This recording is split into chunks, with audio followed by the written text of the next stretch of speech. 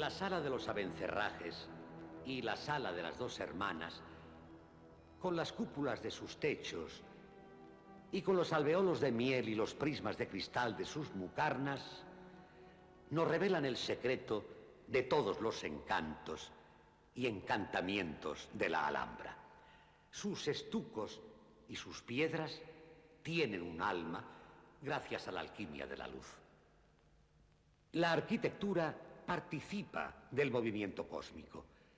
El poema de Ibn Zamrak, reproducido en los muros de ambas salas, evoca esta danza, la de las columnas vestidas de luz, la de las cúpulas que giran como las esferas celestes en las fuentes de la aurora, siguiendo los ritmos fundamentales del universo. Aquí encontramos, resumido en esta belleza, uno de los más hermosos descubrimientos de la ciencia árabe. En el siglo X de nuestra era, Ibn Haytham, ese gran físico, cuyo texto de óptica está en el origen, a través de Bacon, del método experimental moderno, escribió un tratado sobre el crepúsculo. En el siglo XIII, uno de sus discípulos, Kurt al-Din, explicaba el arco iris por la reflexión y refracción de la luz en las gotas de agua. Y uno de sus alumnos, Kamal al-Din al-Farsi, hacía un análisis experimental al estudiar el recorrido de un rayo de luz proyectado sobre una bola de cristal. Toda esta ciencia estalla en la belleza de las calculadas irisaciones de la luz sobre las estalactitas geométricas de este techo. El artista que esculpía así la luz no era solamente un físico o un virtuoso, sino ante todo un místico, al que el Corán le recordaba que Dios es la luz del mundo.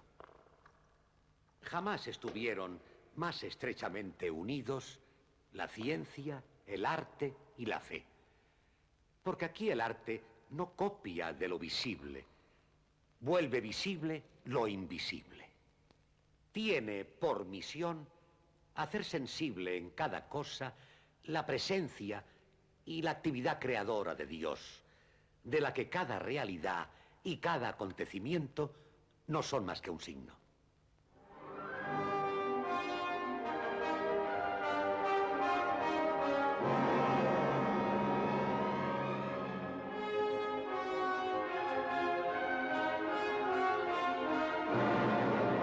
Gran cantidad de teorías e ideologías han presentado al universo como una perpetua lucha entre luz y oscuridad. Al margen de las implicaciones metafísicas de estas teorías, no es posible concebir un mundo privado de luz. Porque la luz da su razón de ser a las principales cuestiones de la física.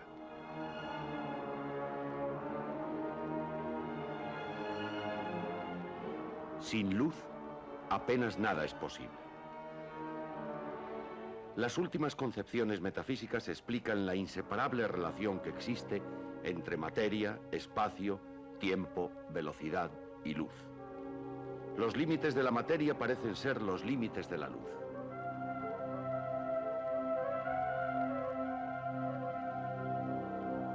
Hoy, cuando el mundo entero depende de esa luz domesticada que nos proporcionó Edison, apenas nadie conoce la biografía de un hombre que hizo de la luz su principal campo de investigación y que sentó las bases de la óptica como una ciencia experimental.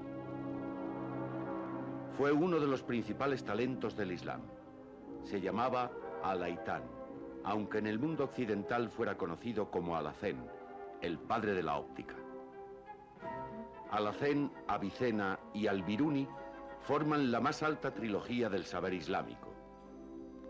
Los tres dominaron diversas disciplinas, pero Avicena es más conocido como médico y filósofo, Al-Biruni como astrónomo y matemático, y Alhazen como maestro de las ciencias naturales. Nació en Basora, Irak, el año 965, pero vivió en El Cairo, donde escribió todas sus obras y donde murió el año 1039. Consta que escribió 43 libros sobre ciencias naturales, de los que la mayoría se han perdido.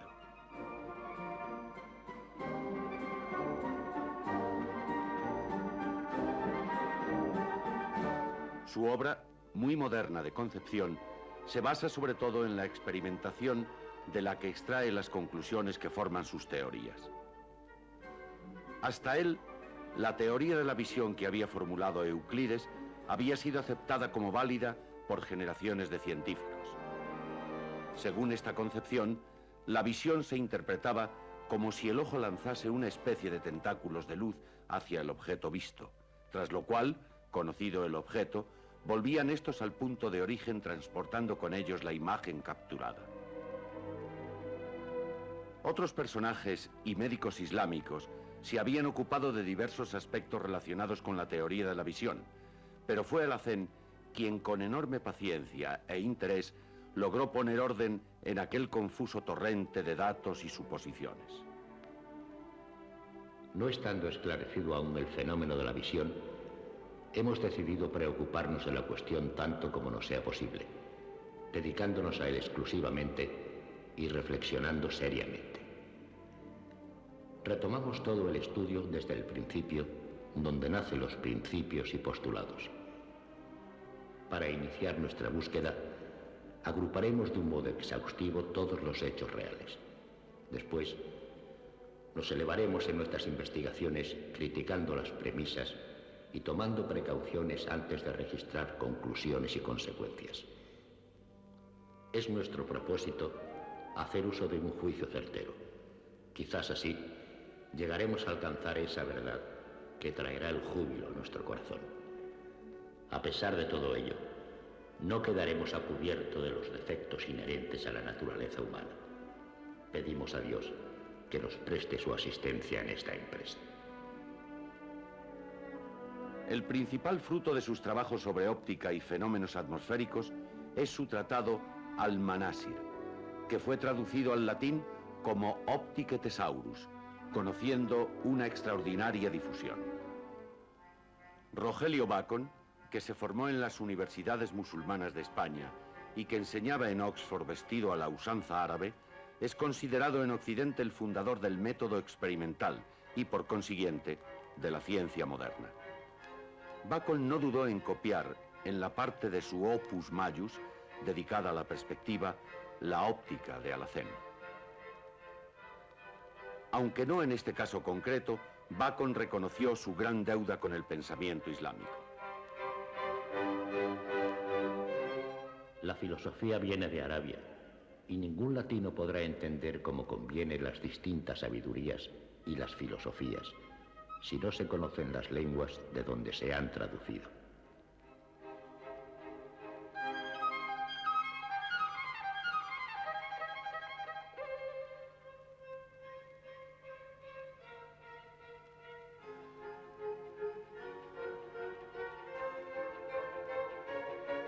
Alhazen en su tratado comienza por hacer un perfecto estudio del ojo humano realizado a partir de disecciones. Niega así la teoría de Euclides, afirmando que los rayos de luz llegan al ojo desde el objeto. Analiza el papel del nervio óptico y el cerebro en el proceso de la visión, explicando el porqué de la visión en relieve. Estudió profundamente las leyes de la refracción, descubriendo el fundamento de los principales instrumentos ópticos, el microscopio y el telescopio. Hizo importantes descubrimientos en el campo de los espejos y sus aberraciones, resolviendo geométricamente el problema que aún hoy se conoce como problema de Alhazen y que conduce a una ecuación de cuarto grado. Por último, Al-Haytham se ocupó de los fenómenos atmosféricos, determinando la densidad de la atmósfera y sus efectos en la observación astronómica. También explicó el cómo y el porqué del crepúsculo solar. Lo que hace sorprendentemente avanzado a este científico de hace 1000 años es su capacidad de experimentación en unos momentos en que no existían facilidades para hacerlo. Fue el primer hombre en estudiar la cámara oscura. Demostró que la velocidad de la luz es finita y que se propaga en línea recta. Todos sus experimentos los contrastó matemáticamente y él mismo inventó el torno con el que se fabricaban las lentes necesarias para sus experimentos.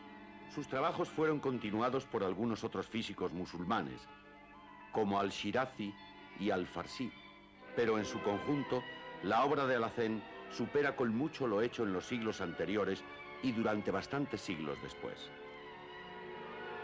Pero con ser un talento profundamente original y adelantado a su momento histórico, hay algo que le identifica profundamente con sus contemporáneos del mundo islámico. Dios es la luz del cielo y de la tierra, afirma el Corán. Y sobre la base de este precioso y famoso versículo del Corán, los musulmanes han identificado siempre la luz con la realidad fundamental, con la ultramaterialidad, que es la realidad de Dios, fuente de toda luz. La luz juega el papel más importante en la arquitectura islámica, definiendo el espacio.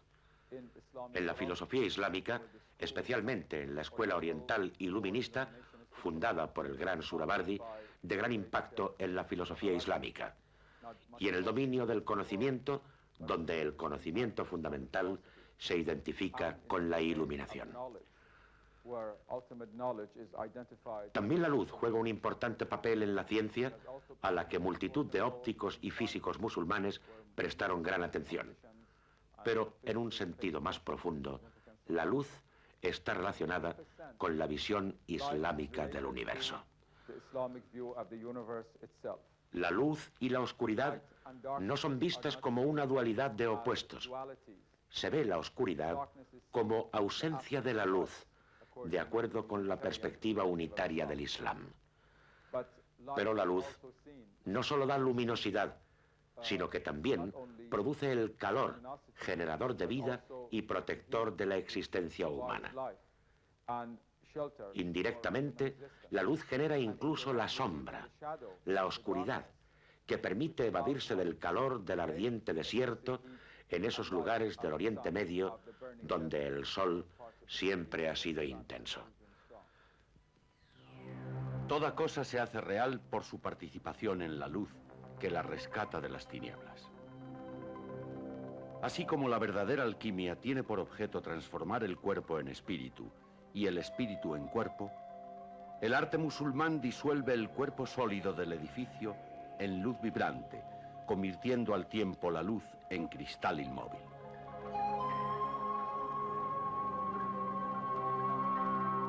Las mucarnas más la luz son tan valiosas o más que el ónice o el jade. Arte islámico, ciencia islámica. Hoy solo existe la ciencia a secas. Se dispone de más o menos de ella. Se depende más o menos de ella.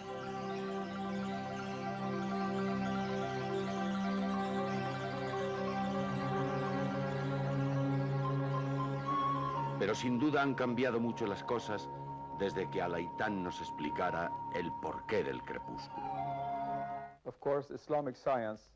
Por supuesto, la ciencia islámica ha jugado un importante papel histórico en la creación de la ciencia occidental desde finales de la Edad Media, a través del Renacimiento y finalmente en la Revolución Científica.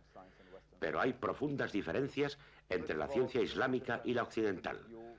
En primer lugar, hay una diferencia fundamental en el modo de ver el objeto del conocimiento, de considerar el origen del mundo y de los hechos que son estudiados por la ciencia, y en el estatus que la misma ciencia disfruta en ambos mundos. La ciencia occidental moderna considera el mundo material como un orden de cosas independiente, deslindado de cualquier otro nivel superior del ser y que es estudiado completamente por separado. La ciencia islámica, por el contrario, mantiene siempre presente la dimensión superior, dentro de la cual el universo material se une en un sentido profundo e interior con el mundo del espíritu y, en definitiva, con Dios.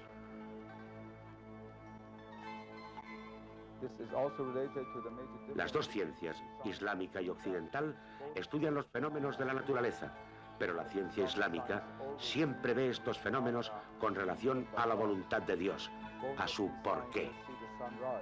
Ambas ciencias pueden observar la salida diaria del sol, pero para un musulmán el sol sale cada mañana porque Dios lo quiere. Por tanto, el estudio del movimiento diario del universo siempre remite al pensamiento de Dios y a su sabiduría. Desde el punto de vista del sujeto que estudia, que es el instrumento del saber, también hay una gran diferencia entre las dos. La ciencia occidental moderna está basada en el uso exclusivo de la razón que analiza los datos de los sentidos. Es una combinación de racionalismo y empirismo que es la que da origen a la ciencia occidental moderna. En cambio, la ciencia islámica, cuando utiliza los sentidos y la razón, los integra dentro de la jerarquía total del conocimiento, que incluye además la revelación coránica. El intelecto es el principio motor de la razón, el que la capacita para analizar los datos de los sentidos sin separar a estos de los órdenes superiores de la realidad.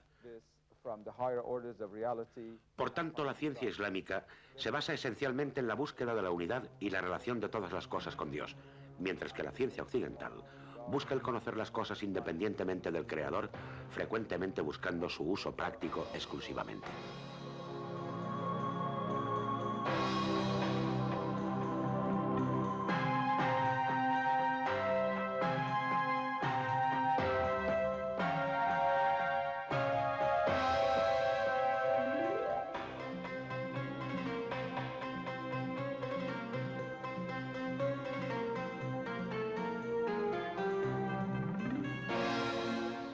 Yo creía que la ciencia árabe había durado 4 siglos en su época de mayor esplendor. Lo mismo creían mis colegas de aquel entonces.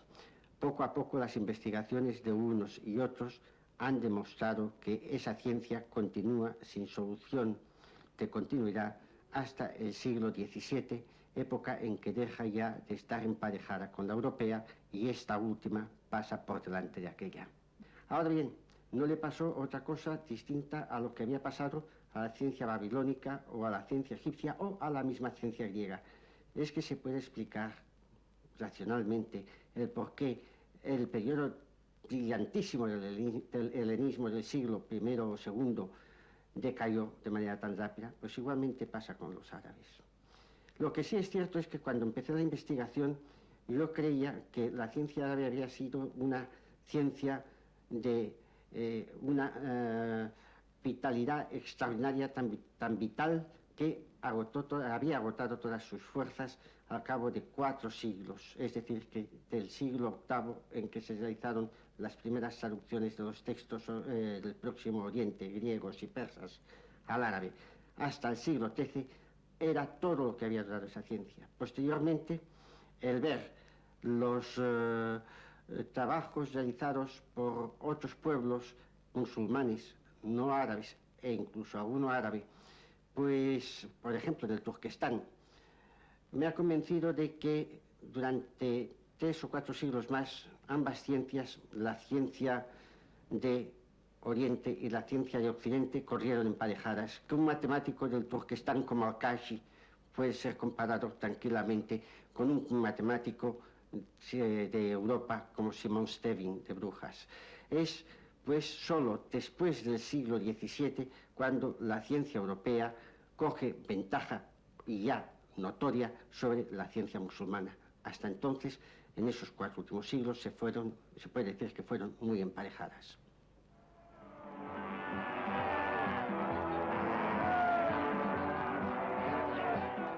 La expansión fulgurante del Islam desde el siglo VI no puede explicarse como una conquista militar, sino por lo que hoy llamaríamos una revolución cultural.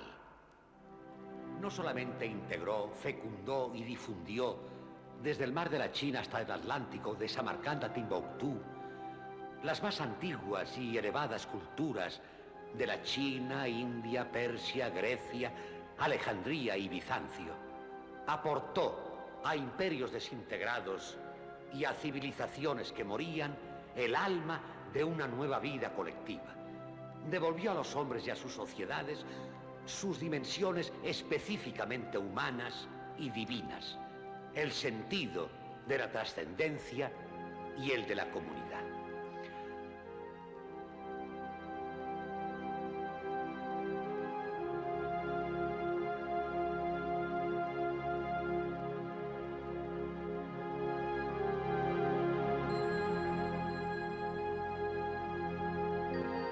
A partir de esta fe simple y fuerte, surgió el fermento de la renovación de las ciencias y las artes, de la sabiduría profética y de las leyes. En el 622, en Medina, el profeta Mohammed se convirtió en el fundador de un estado que daba el primer ejemplo de una comunidad de nuevo cuño. Esta comunidad no se basará ya en los lazos de la sangre, tal como eran las tribus nómadas, ni en la propiedad del suelo, ni en la unidad de un territorio, de un mercado, de una lengua o de una historia, como en la ciudad griega o en las naciones modernas. No se funda en ningún hecho de la geografía o de la historia, de la naturaleza o la cultura, es decir, sobre nada que venga del pasado. Es una comunidad profética fundada sobre una afirmación común de la trascendencia de Dios y, en consecuencia, una comunidad abierta permanentemente a todos. Una comunidad universal en su raíz, en la que solo Dios posee y solo Dios ordena. Trascendencia y comunidad. ¿No es esta la contribución que el Islam puede aportar hoy día para lograr un porvenir de rostro humano en un mundo en el que la eliminación de lo trascendente y la destrucción de la comunidad a manos del individualismo han hecho un mundo invivible e imposibles las revoluciones de tipo occidental? Es por esto que el Islam habita hoy día en el porvenir más aún que en nuestro pasado.